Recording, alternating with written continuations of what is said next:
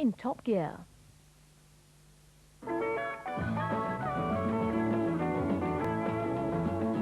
Now this particular laboratory is called the climate chamber. Cars, of course, are sold all over the world, and this place can take the climate down to the Siberian minus 45 degrees centigrade, hence the panda suit, or up to an Amazonian 80 degrees centigrade, or a stifling 98% humidity. Most new cars are put through these tests. Certainly this one has been the new Ford Escort. Now we saw it first at the Birmingham Motor Show, where it had not exactly a Siberian, but perhaps a chilly reception.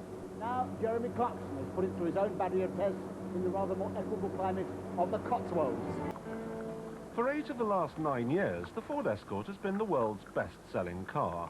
Indeed, 1 in 8 new cars sold in Britain is either an Escort or the booted version, the Orion.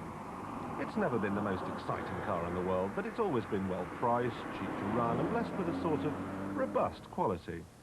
Bearing in mind the new car doesn't cost a penny piece more than the model it replaces, you may be expecting more of the same, but remember, the old car had 2 price rises just before it keeled over and died.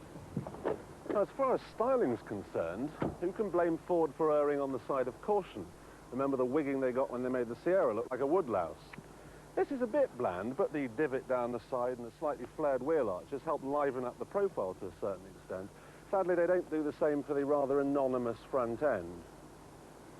The Orion, on the other hand, which was designed at the same time as the Escort, as were the Cabriolet, the Estate and the van, I think manages to look rather more like a classy saloon and rather less like an Escort towing a football pitch, an accusation that could certainly be levelled at its predecessor.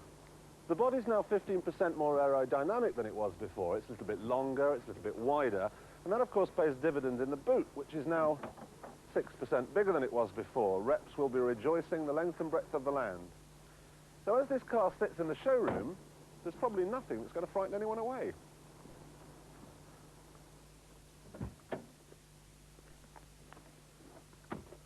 And no one's going to be very frightened by what they find in here either. It all seems to be very well made. The dashboard's a model of common sense and clarity.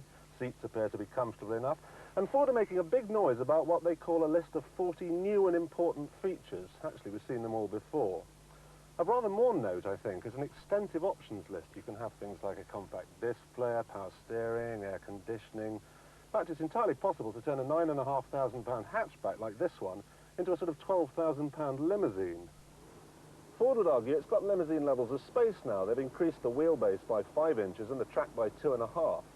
That, they say, gives an extra inch of legroom and an extra 3 inches of shoulder room. They even say it's the most spacious car in its class, but I'm not so sure. Anyway, let's go and see what it's like to drive.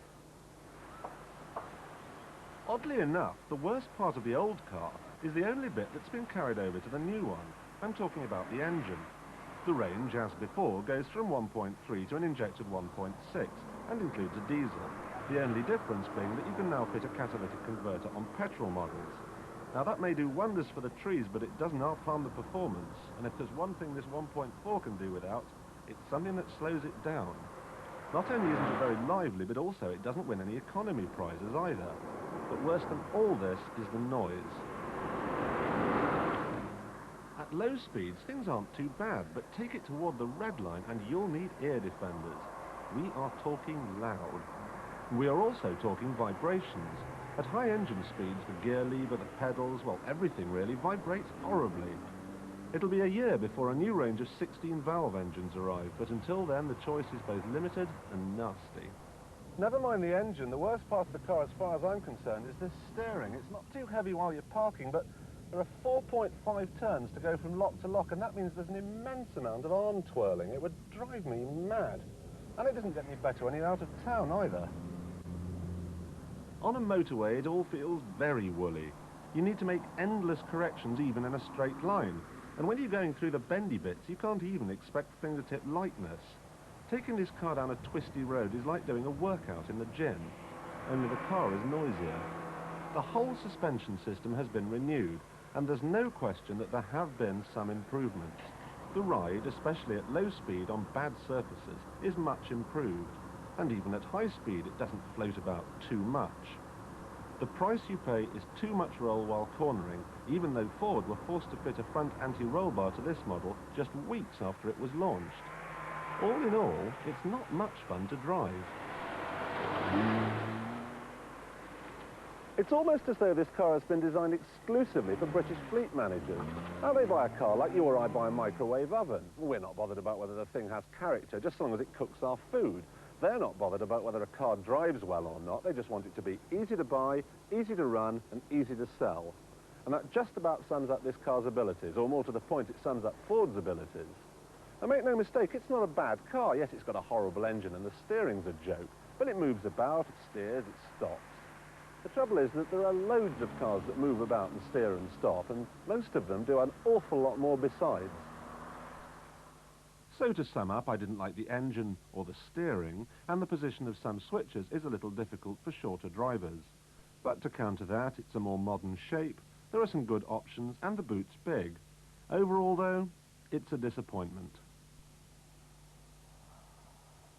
Now, back here at Myra, one of the main reasons for coming here is to explore the mysteries, so to speak, of road holding and handling.